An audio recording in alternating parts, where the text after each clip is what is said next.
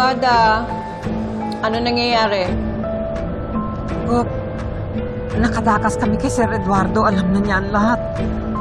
Galit na galit nga eh. Buti na lang nakaalis ka agad kami. Nilaglag niyo ba kami ni Rigor? Ako hindi. Kahit anong pilit nila, hindi kami nagsalita. Good.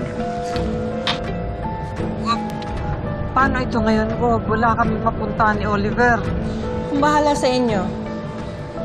Dito kayo sa bahay titira. Dito kayo magtatago. Pero mag-iingat kayo, ha? Talaga? Ako, salamat, Gop. Salamat. Alam ko talaga na hindi mo kami pababayaan ng anak ko. Kung bahala sa inyo. Cargo ko kayo hanggang sa huli. Kaya hintayin mo ite-text ko yung meeting place, ha?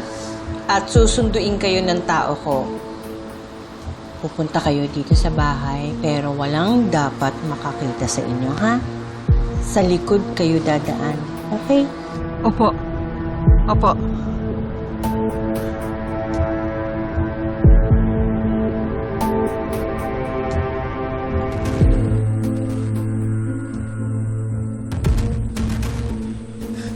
Kuya Julio, ano nangyari?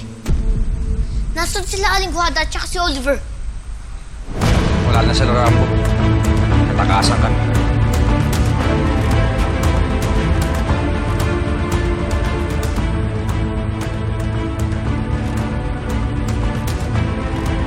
Nasaan si Romeo?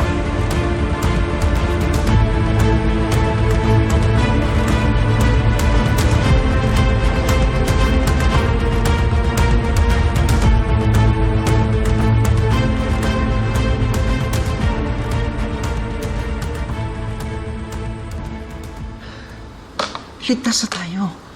Bakit dito mo pa pinatuloy mag-ina? Kasi ayoko mawala sila sa paningin ko. Okay na nandito sila. Kontrolado natin sila.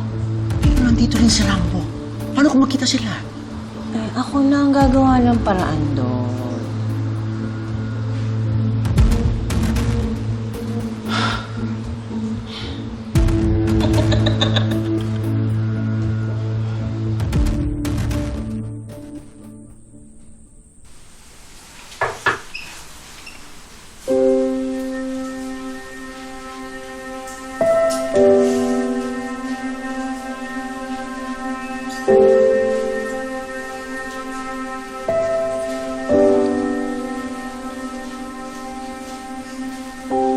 Sir Mayor.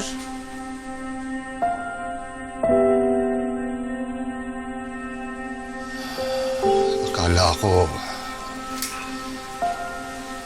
dininig ng Panginoon ang mga dasal ko. Dahil nahanap ko ng apo kong matagal ko nang hinahanap. Simula noon, pakiramdam ko hindi na ako nag-iisa.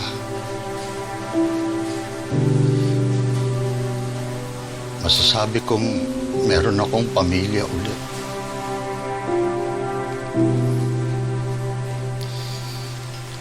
Pero masamang tao ang dumating sa buhay ko.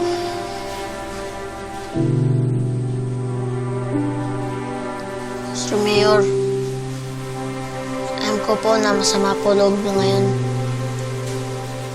Pero sana po kapag niyakap ko po kayo, bawasan po ang sakit na nararamdaman niyo po ngayon.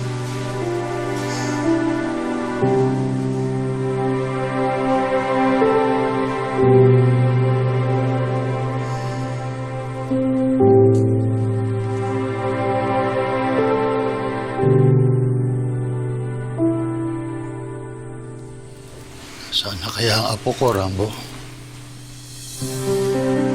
Para mayakap din niya ako tulad ng pagyakap mo sa akin ngayon.